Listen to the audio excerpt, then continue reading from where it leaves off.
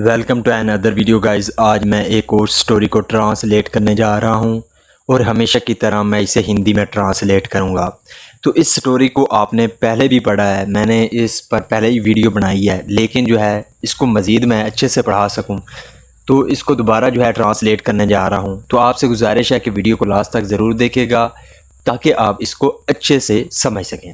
तो वीडियो शुरू करते हैं। वीडियो का जो टाइटल है वो है फॉर आ सिंगल रुपी।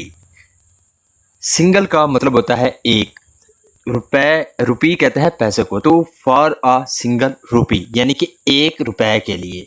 तो ये है हमारा टाइटल। इसको मज़ीद पढ़ते हैं।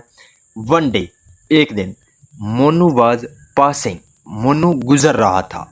यहाँ पे जो है वाज के साथ वर्ब की फोर्थ फॉर्म है। ये हमारा पास्ट कंटिन्यूअस टेंस का वाक़या है। जब वाज या वर्ब के साथ वर्ब की फोर्थ फॉर्म लगती है तो वो पास्ट कंटिन्यूअस टेंस का वाक़या कहलाता है। और इस तरह के वाक़े के आखिर पर रहा था, रही थे आता है। तो Monu was passing through, Monu गुजर रहा था, आ फॉरेस्ट, एक जंगल में से, एट नाइट, रात को। तो इसका क्या मतलब हुआ? One day Monu was passing through a forest at night. एक दिन मोनू जो है रात को एक जंगल में से गुजर रहा था।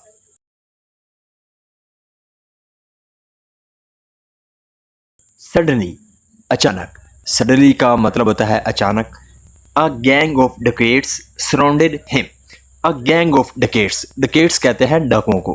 तो गैंग का मतलब होता है ग्रुप या समूह। तो एक डाकुओं के समूह ने क्या कर दिया? Surrounded him. सराउंड का मतलब होता है घेरा डालना, यानी कि किसी को घेरे में डालना। तो सेकंड फॉर्म है यहाँ पे।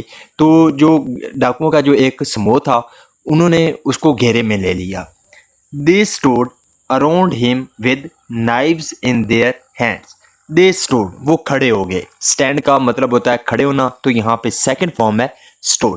ये हमारा जो है पास्ट इंडेफिनेट का अफर्मेटिव वाक्य है, सेकंड फॉर्म का प्रयोग किया गया है। तो they stood around him, वो उसके आसपास खड़े हो गए। Around का मतलब होता है आसपास, तो वो उसके आसपास खड़े हो गए। विद नाइव्स, चाकुओं के साथ, इन देयर हैंड्स, अपने हाथों में लिए। तो इसका क्या मतलब हुआ? They stood around him with knives in their hands, वो अपने हाथों में चाकू लिए उसके आसपास खड़े हो गए। There leader shouted at Monu, जो उनका लीडर था यानी कि उनका जो एक सरदार था, शाउटेड, वो चिल्लाया, एट मोनू, मोनू पर, वो मोनू पर चिल्लाया। Give us what ever you have, give us, हमको दे दो, वट एवर, जो कुछ भी, यू हैव, तुम्हारे पास है। यहाँ पे जो हैव है ये प्रेजेंट का पोजेसिव वाक्य है, यानी कि जब हम कहते हैं कि किसी के पास कुछ है प्रेजेंट के लिए तो हम हैज़ या हैव का प्रयोग करते हैं। तो give us what ever you have, हमें दे दो जो कुछ भी तुम्हारे पास है। उसमें क्या है? मनी यानी कि पैसे हैं, ज्वेलरी यानी कि कोई सोना है, एवरीथिंग, कुछ भी है वो हमें दे दो। But Monu replied fearlessly. Fearlessly का मतलब होता है बिना डरे, यानी कि बिना डरे। तो जो मोनू था उसने रिप्लाइड, जवाब दिया, फेयरलेसली, बिना डरे उसने जवाब दिया। आई won't give you a single rupee, I won't give you, मैं तुम्हें नहीं दूंगा। यहाँ पे जो वोंट है दरअसल ये विल नॉट है, तो शॉर्ट में इसे वोंट पढ़ते हैं। तो I won't give you a single rupee, मैं तुम्हें एक रुपया भी नहीं दूंगा। You can do whatever you wish to do, you can do, तुम कर सकते हो, वट एवर, जो कुछ भी, यू विश टू डू, जो कुछ भी तुम्हारी इच्छा है तुम कर सकते हो। The leader aimed his knife at Monu and said, जो लीडर था उसने क्या किया? एम्ड, एम एट का मतलब होता है किसी पर निशाना लगाना। तो the leader aimed his knife at Monu, जो लीडर था उसने अपना चाकू जो है वो मोनू पर धारा। एंड सेड, और कहा, obey our order or else I will kill you. Obey our orders, obey का मतलब होता है मानना, किसी की बात मानना। तो ओबे ओवर ऑर्डर, हमारे आदेशों को मानो, और एल्स, वरना, एल किल यू, मैं तुम्हें मार दूंगा।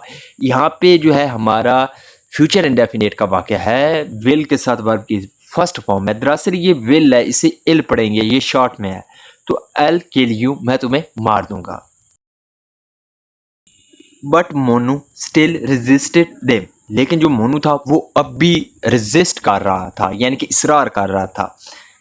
ही फोट ब्रेवली विद देम, फाइट का मतलब होता है लड़ना, सेकंड फॉर्म में फोट, ये भी हमारा जो है पास्ट इंडेफिनिट का अफर्मेटिव वाक्य है, सेकंड फॉर्म का प्रयोग किया गया। तो ही फोट ब्रेवली, ब्रेवली का मतलब होता है बहादुरी से, ये एक एडवर्ब है। तो वो लड़ा ब्रेवली विद देम, उनसे वो बहादुरी के साथ लड़ा, बट लेकिन he was no match to them, no match का मतलब होता है बराबरी, तो he was no match to them, लेकिन उसकी उनके साथ बराबरी नहीं थी। The dacoits caught him and searched his clothes, the dacoits जो डाकू थे, कॉट हिम, ये कैच की सेकंड फॉर्म है कॉट, जिसका मतलब होता है पकड़ना।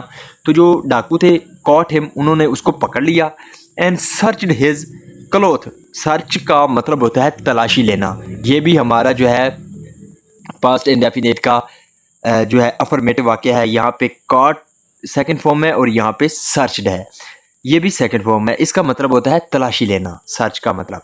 तो the dacoits caught him and searched his cloth, जो डाकू थे उन्होंने उसको पकड़ा और उसके कपड़ों की तलाशी ली।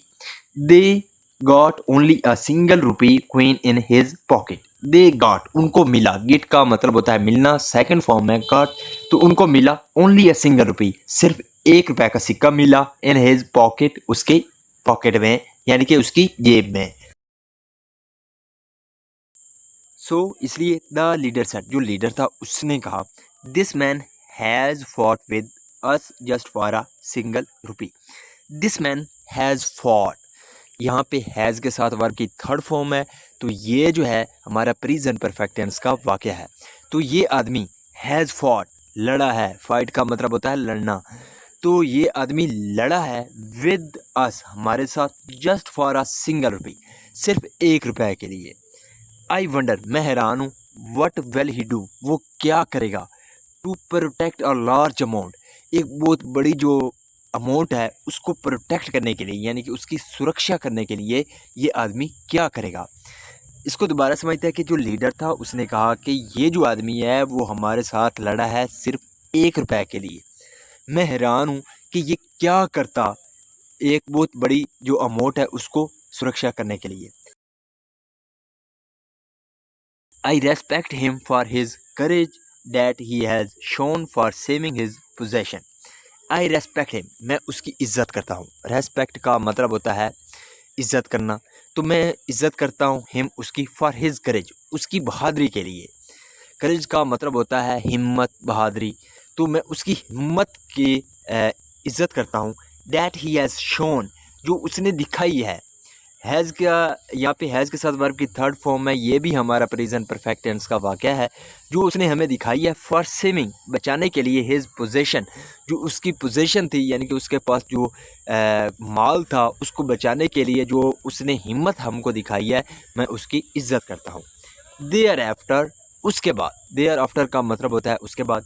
ही let Monu go away, let का मतलब होता है किसी को जाने देना, तो he let Monu go away, तो उसने मोनू को जाने दिया। So this is the video guys, अगर आपको ये वीडियो अच्छी लगी हो तो इस वीडियो को लाइक कर दें, चैनल को सब्सक्राइब कर दें, ताकि इसी तरह की आने वाली वीडियो आप तक पहुंचती रहे। Have a nice day, good bye.